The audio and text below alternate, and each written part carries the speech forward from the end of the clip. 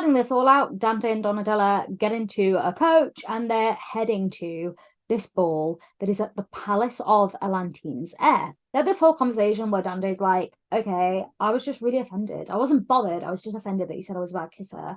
Like, I don't like you. I don't like women like that. I use and abuse them, He says something, he likens it to ball gowns and how often Donatella just tries on a new outfit. That's how he treats women. He's basically like, look, I'm a player. I've got game. You fell for it. Sorry, Han. No hard feelings. And she's like, I'm a player too. Honestly, like, we know that Donatella really likes him, but she rises to the occasion and is like, bold of you to assume I care. Kind of like doubling down on the, I said you were a bad kisser and I meant it kind of vibe. Oh, gaslight, gatekeep, girl boss, Donatella. You've basically found out at this point that every other fiance that this heir of Elantine's has had ended up dead. So Dante is like, oops, maybe should have come up with a different lie. Might have put you at risk here with this idea. So Dante and Donatella arrive at the party and they're told, like, this game is real and the fates have been released. Who are the fates? What are the fates? What the hell is going on? All that's made abundantly clear is that not only is this game unusual because it's being done for the Empress's birthday. It's a special edition for the Empress. I'm pretty certain it's for her birthday, but I can't remember. Thus, as we've already acknowledged, not important. Dante tries to, like, whisk her away from somebody, and Donatella realizes that Dante is trying to make sure that she doesn't spend time with, at this point, the unnamed man from the air carriage. He obviously recognizes them, and let me find it in the book. Okay. The iconic thing is that she's with Dante. It's clear Dante is trying to get her away from someone, and that someone is behind, and they're like, are you trying to take away my fiance? And this is how we find out that Elantine's heir is Jax. Honestly, the way that he is described. Okay, I'm just going to start reading, like, snippets of this. I'll jump sections that aren't super relevant. But for all of my Jax stands out there, this is the descriptions of him here. This is top tier Jax. Ready? Now, this is an interesting surprise. Genuine amusement lit a pair of silver blue eyes, as dazzling as crashing waves, shadowed by untamed hair so gold it could have been turned into coins. Okay, even Teller gets it. Even Teller's like, it's gorgeous. It's you. All the air escaped Teller's lungs. The boy from the sky carriage, the same indolent youth nobleman who had threatened to toss her from a coach and dropped a half-eaten apple onto her slippers, flashed a delinquent smile. You can call me Jax. Oh, in a move far more gentlemanly than anything she'd see him do the other night, he took her free hand to brush a kiss across her knuckles. His narrow lips were soft and cold, bringing a fresh chill that tripped all the way up Teller's arm as he spoke low words against her hand. I didn't actually think you'd be brave enough to wear the dress. And she then acknowledges that he wasn't really supposed to find her at all, and he wasn't supposed to be the reckless boy from the carriage. It didn't fit with the image she had in her head of the heir. Jax had sounded ruthless and far from lazy, yet this young man with his bloodshot eyes and untamed hair appeared to be the epitome of careless. The bone-white breeches clinging to his lean legs were clean, but his scuffed sable boots looked as if they were meant for a stable rather than a party. He didn't even bother with a tailcoat. His bronze cravat was tied all wrong, crooked against the throat of a pale shirt that could have done with a bit of ironing. Oh, it's brilliant. Teller wondered if the wicked rumours about him were wrong, or if Jax chose to cultivate an idol image on purpose. His golden hair fell over one eye, yet he looked down on Teller with all the confidence of an emperor as he said, "Shall we dance?" Okay, honestly, the tension here is brilliant because obviously Dante is present and Dante is like, I think there's one point where it's like he growled. There is, we're getting to it. So Jax ran one slender finger over his savage smile. leaving her hand untaken. He's just taunting Dante at this point, and I love it. Then he took her by the hips, not by the hands, the hips. Cool, sinuous, and solid. His arms snaked around her, reeling her scandalously close to his side. She swore Dante actually growled this time as Jax drew her away into the sweaty crowd of revelers. Okay, this is one of the many reasons I've told you why I like Dante, okay? Because Dante is so adamantly like, I do not like you. I cannot like you. It's not in my nature to be a one-woman kind of man. And then we have stuff like this with Jax just waltzing in. He is the perfect foil to a lot of this stuff that's going on. It is, from this point forwards, Jax v Dante. Okay? And Dante, even from the get-go, has always had this quite bold personality. He's a very confident man. And then Jax just comes in, and I understand why so many people from this point forward are just like, let Jax do whatever he wants. Because Jax is funny, like intentionally a lot of the time not intentionally funny. And the way he riles up Dante, it's perfect. Jax in this is perfect. If you think, having only read like the Once Upon a Time series, like why give a whole series? Like, what was it about this character from the OG set that made it worthy of this? What I've just read you should make that clear, okay? And if you're watching these videos, having never read any of these before, I just want to stress upon you the fact that for most people, the reason this book and the last book they say are less successful or they find less interesting is because Jax is just very distracting, okay? And the fact that Jax, I'm not going to spoil it, but I'm just telling you, he isn't the good guy. He will not be the choice that gets made at the end of the book. We now have two guys vying for Donatella's attention. Jax is not going to be picked. You are aware of that if you've read the other books, but if you haven't, from this point forward, I just want you to know that people, myself included, just care way more about Jax than anything else. Okay, I care more about Jax than Donatella and Legend. And do you know what? Maybe even Scarlet and Julian. Okay, Scarlet and Julian have already been relegated to second tier during this book. From here onwards, he just comes in and like wipes the floor with everybody else. You might think I'm overplaying this, but I'm not. Okay, I love him. He is great. And in hindsight, reading this, having read Once Upon a Broken Heart, you know how much Jax regrets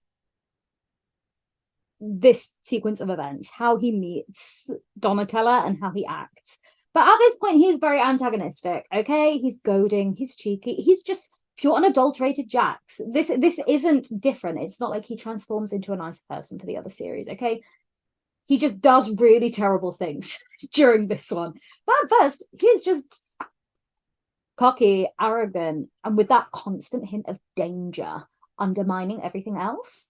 So they start dancing on the dance floor, and Jax makes it very clear. Not only is he Elantine's heir, he is also, are you ready for it? Are you ready for the reveal? He's the friend. The one who's been writing to Donatella and saying, hey, I've helped you convince Legend, like, get into Caraval. You owe me a favor. Find out Legend's true name. That's Jax! It is Jax! So really, Jax is a figure and a player pre-book one. Pre-book one, people, that's how involved Jax has been with everything. And while they're dancing together, Jax makes clear, look, he will help Donatella find out what's gone on with her mother, as long as Donatella does two things. She has to find out Legend's name, which has been the deal from the beginning. In order to get Jax's help with finding her mum, she has to carry on this ruse that they are in fact engaged. She has to convince everybody that she is actually his fiance. And then they begin the charade in earnest. They're dancing together at the ball. Everyone is watching them. And Jax says, well, in order to convince everybody that we're going to get married, you need to kiss me. Okay, and then we get a very contentious moment. Okay, people in the fandom still talk about what happens here, because kissing Jax has repercussions Donatella does not know about yet. And if you've never read the books, you don't know about yet. But let me find the kiss. Basically goads her, dares her, convinces her to do it. But as she goes to kiss him, he kind of like pauses and he says, I'm just wondering if you'll think differently of me after this. Then his mouth was crashing against hers. He tasted like exquisite nightmares and stolen dreams, like the wings of fallen angels and bottles of fresh moonlight. Tella might have moaned against his lip as his tongue slipped between hers and explored. Every solid inch of him pressed against every soft curving piece of her. His fingers knotted and tugged at her curls. Her hands roamed under the hem of his shirt, discovering the firm muscles of his lower back. It was the way people kissed behind locked doors and darkened alleys, not a kiss for lit dance floors where everyone in the Empire could see. Yet Jax didn't seem to care. His fingers found the ribbon around her neck and slid beneath it, crushing her lips even closer to his. He wasn't tasting her, he was devouring her as if he'd just found something he thought he'd lost. Then his hands were sliding underneath the ropes of jewels crossing her bare back. He must have torn off his gloves because his fingers were icy and bold against her heated skin, clutching and claiming and making her wonder if this wasn't a charade at all. She whimpered. He groaned. It was the sort of kiss she could have lived in, the sort of kiss worth dying for. God's teeth.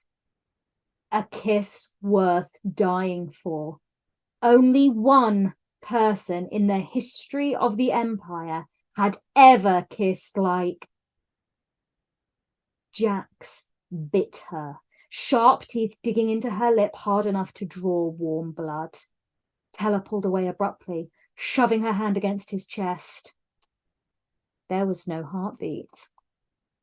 Blood and saints. What had she done? In front of her, Jax seemed to glow. His skin had been pale, but now it appeared otherworldly in its radiance. The ribbon, once tied around her neck, dangled from his slender fingertips like some sort of prize, and a drop of the blood he'd spilled when he'd bitten her now rested at the edge of his narrow mouth. Tella was going to be ill. What did you just do to me? She breathed. And we have the realization that Jax isn't human at all. Jax is the Prince of Hearts. And all he says in response to Donatella's horror, right, because I'll tell you why his kiss is a bad thing in a second, but he just looks at her as she's freaking out. And he says, you should have brought me Legend's name. It is one of the best kisses, reveals, everything turned all into one, because Jax is a recently released Fate. And the Fates are these magical creatures that were once human, now are not, that have been trapped and recently released. Hence, the Fates are now free at the beginning of the game. And Jax's whole thing as the Prince of Hearts is that he is cursed to kill with his kiss. And he's just kissed Donatella. Okay, the whole shtick is that the only woman who won't die from his kiss is his one true love. The problem being, unless he kisses someone, he's never going to know that. And he's constantly filled with the desire to kiss. All of the Fates are cursed in some way that affects their behavior. Like, they all have this stipulation. Something bad will happen if you do X. But in order to free yourself of the curse, you must keep on doing X. So to kiss Jax is to die. He's got her to kiss him. And at this point, you might be thinking, oh dear God, Donatella's now going to die, because that's what Donatella is thinking. Now that she's been kissed, Jax says, hey, look, I will give you a chance to escape the curse of my kiss. The second item I wanted, the identity of Legend, it's not enough anymore. You should have brought me his name here today, you haven't delivered. So what I want now is you have to bring legend to me. I need to have the man, the myth, the legend. And Donatella's like, okay, I really do not want to die. So she agrees. Stakes are now heightened. It's not just that, oh, she wants to win the game. She has to win this game. She has to meet Legend, find out who he is, and get him to Jax, as well as find out information about her mother, because we know something dodgy is happening there. Like, literally, Donatella remembers part of the story of Jax, the Prince of Hearts, and it says his heart had stopped beating long ago. Only one person could make it beat again, his one true love. They said his kiss had been fatal to all but her, his only weakness. And what's ironic is the line after that is Donatella wishes that she was his weakness.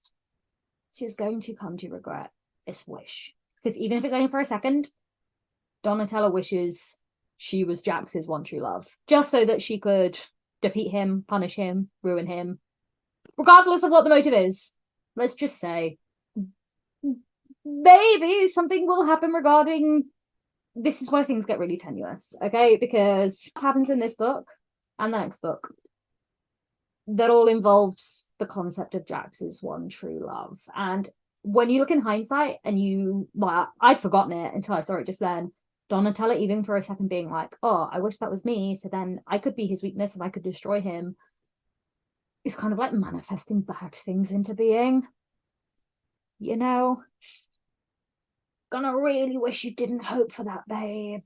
Now, these beings, these fates, we've heard of tangentially before, but it's never been clear exactly what or who they are, because we saw people using decks of cards in Caraval, and all of the fates are kind of like tarot card figures. You know how we have the tower and all sorts. In the world of Caraval, in the Garberverse, when people use tarot cards, the figures on them are the fates.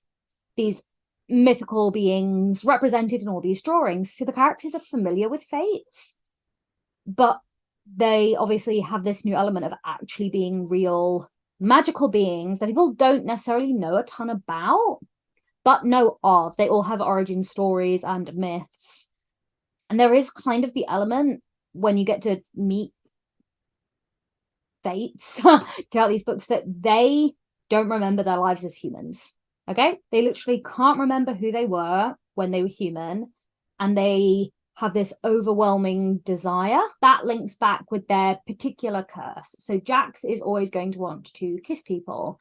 One of the other fates who we hear about less in this, but we definitely see in others, Lala, she constantly has the desire to get married, knowing that it will never actually happen. You know, it's like these self-fulfilling prophecies, and poor innocent people get pulled into it. But the fates are helpless. They try their best to fight the desires, but they're always going to give in. They've obviously not been around a while, and we don't know what this they've been released message actually means. But all we know is, come this book, the fates are now back in the world. They are at play. Jax is one of them. There are lots of others, but they are these malevolent, but they are these incredibly powerful and malevolent figures. Also not said this early on, but I feel like I need to explain it now, that the fates themselves cannot love anybody, because it comes back into part of not necessarily this book, but this book and next book, that true love, truly caring about someone other than themselves, basically means that they lose their immortality. There's a whole line in here that if you love someone for a minute, it basically makes you human for that minute, if you're a fate. So most fates would rather kill the object of their affection than run the risk of actually dying, which you can imagine for a character like Jax, whose curse, like a lot of the others, has to do with love.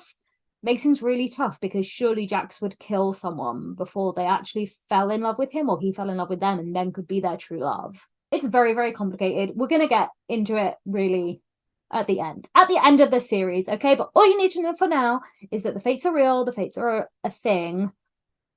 Jax is the Prince of Hearts. He is cursed. His kiss kills. He's kissed Donatella. Do you know what? If I keep this book in my hands, I'm just going to keep opening it up so that I can quote you verbatim about Jax. And that is not conducive to... Conducive?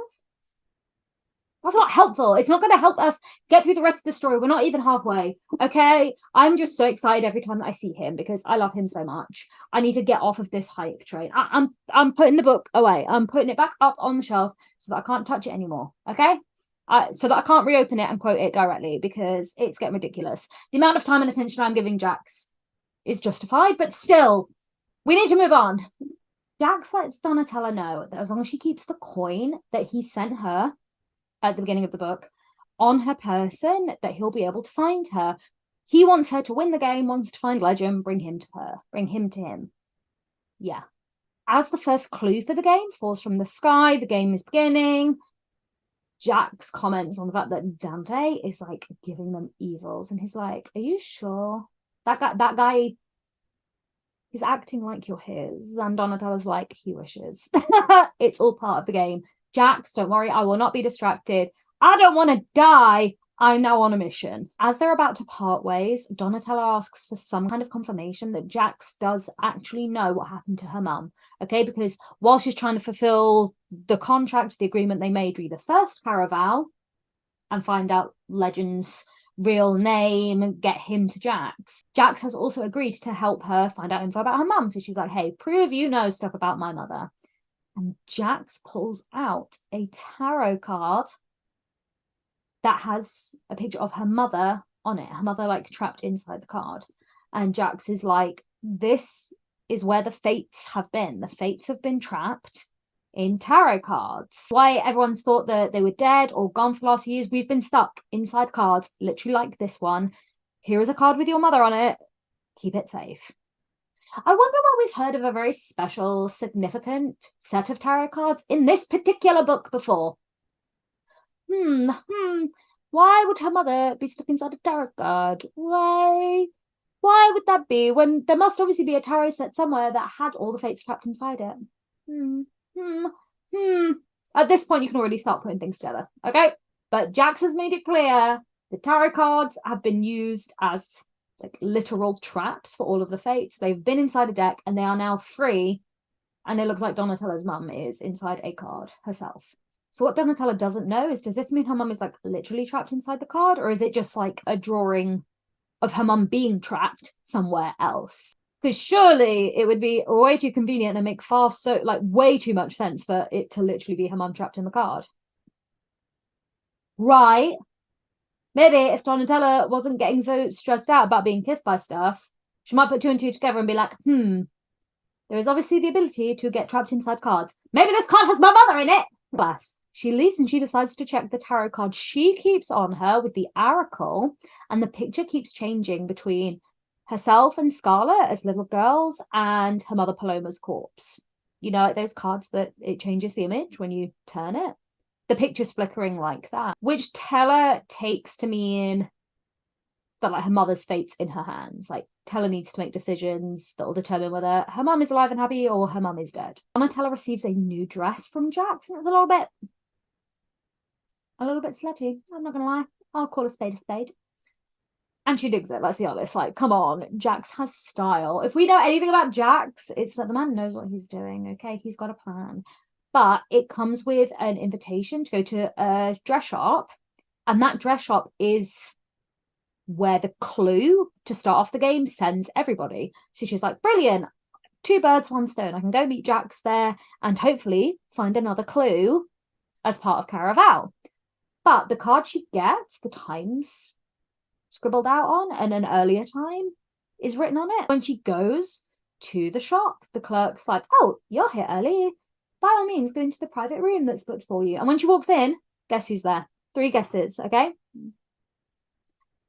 Obviously, it's Dante. And Dante admits that he's intercepted the card, changed the time on it so that he could have a few minutes with her before Jax arrives. Now, Donatella has made a promise to Jax that she's going to pretend to be his actual fiance. So she keeps up the ruse in front of Dante. And Dante is like, what? This crazy thing that I came up with as a lie is now all of a sudden true? Please. He also sees that she's bleeding, like she's been digging her nails into her palm out of stress. And he's so sweet about her being hurt and mopping up the blood. And he admits he knows who Jax is now.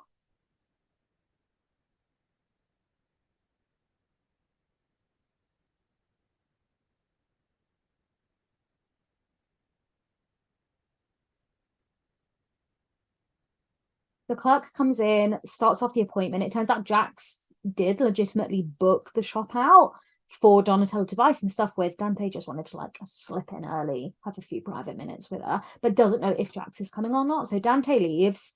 Donatello is then, however, in the shop on her own, and she's got to pick like a hat and a mask and a costume kind of stuff for a masquerade happening later on. And everyone dresses up at this party as a different one of the Fates.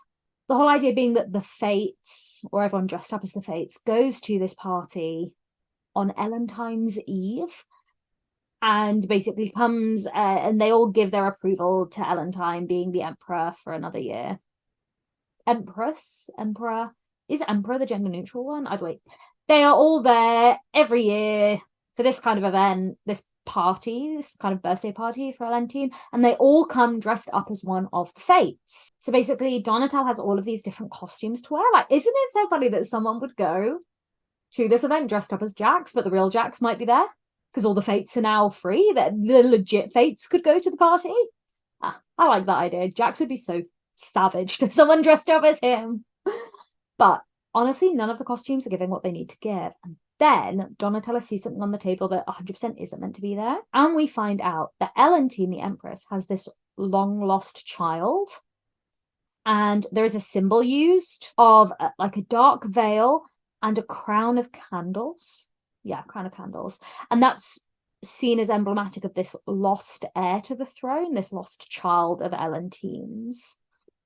And Donatello's like, that is giving what I needed to give. That is the costume I'm going to wear to this Elentine's Eve party. Crazy lady. But she does bring the drama. Okay, I will respect every time there's a choice between playing it safe and doing something absolutely maverick. Donatello is going to be maverick every single time. Donatella picks her costumes, is adamant that this decision is right. She wants to dress up as the lost heir. When she goes back to her room, who is waiting for her? My girl Scarlet. Scarlet's fuming, right? Because, first of all, Donatella's apparently getting married. And you have to remember, this is like the second time Donatella's been like, I have a fiance. So Scarlet's not impressed, but Donatella has to sell the idea that she and Jax are together for real. And so she says, which is kind of the truth, that she and Jax have been writing to each other. They've been talking to each other for like a year. This isn't something new. Scarlet's still miffed, and then Scarlet says she's actually also mad because Julian hadn't told her the truth. Julian had said that when Caraval was over, all gloves are off. You know, this is now the real us. We're together for real. No more lies. And then immediately didn't tell her that the Count was being played by a character actor from Caraval, and it wasn't the real Count that she'd met. So she's fuming. He'd basically been given the chance to be honest with her and decided to lie. And Scarlet's like, this is so not cool. And Donatello's like, yeah, that's so bad. Lying to you is such a bad thing for people to do. As I've said, Donatella, I mean, I love her, but girl, come on. This is your sister. Oh, she's such a Liza Minnelli, little Donatella. Donatella then goes to mention all the stuff with their mum, the potential that Paloma is around, that they could save her, but gets cut off. Tella realizes that the first clue for Caraval is basically you have to go and find a certain church. So she goes to the religious district, and it turns out that in this world, people pray to all different kinds of gods. They all pray to different fates. And she's like, oh, well, maybe I need to find the missing hidden church of Legend, like Legend being a fate or someone to pray to. And she does. She finds a little secret hidden church to Legend. Guess who helps her find it? Guess who she bumps into who helps her find the church of Legend, the hidden secret church? If you guessed Dante, you are right. He also gives her these gloves that have spikes on to protect herself with, which in my mind are kind of like the female Wolverine in X-Men 2 or 3. It's X-Men 2, the one that he fights when they're inside the dam and she's got those like nails. That's how I imagined the gloves. They probably weren't meant to be imagined like that, and you probably didn't need to know that. But that's what I saw, like long nails, like kind of vibes, giving Manon Blackbeak nails of iron kind of gloves. That vibe. While they're walking to the church, finding the church, Dante is talking to Donatella about the fates themselves, and he reveals that the witch that trapped the fates away took half of their magic. The fates are back, but they aren't at full power. And Donatella connects the dots and is like, well, isn't this witch that we're talking about the same person that gave Legend's magic? Maybe that's why Jax wants Donatella to find Legend, because the magic Legend has that helps run Caraval, it's technically been stolen from the fates. And they want their magic back. And Jax is gunning for Legend. She's connecting dots. She's getting the gist of what's actually going on. She's figuring out motivations. And there's this whole thing that the actual goal of this Caraval is to find the very thing that could destroy the fates. Like, what's the fate's weakness? What's going on with Legend? The source of the magic? What would destroy these evil beings, the fates? Like, how are they weak? How do we make them weaker? They obviously want to be made stronger. Things are happening. Donatella goes into the church.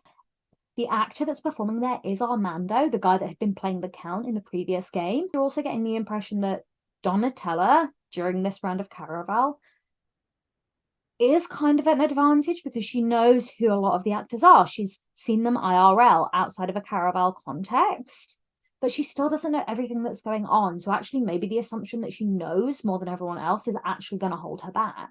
But he draws her cards. They all have fates on. One of them is Jax. I remember that very clearly because it's the Prince of Hearts, and she's like, no, I'm going to go over it. I just like doing that impression. And she's told to walk down this corridor until she hears something that makes her stop. What does she hear? Scarlett's voice. And Scarlett is reaming Julian out, okay? Basically the stuff that she's been articulating to Donatella, like, how the hell can I trust you? You are a liar. I gave you opportunities to be honest. You were not. She's still slaying, okay? Scarlett slays, as per.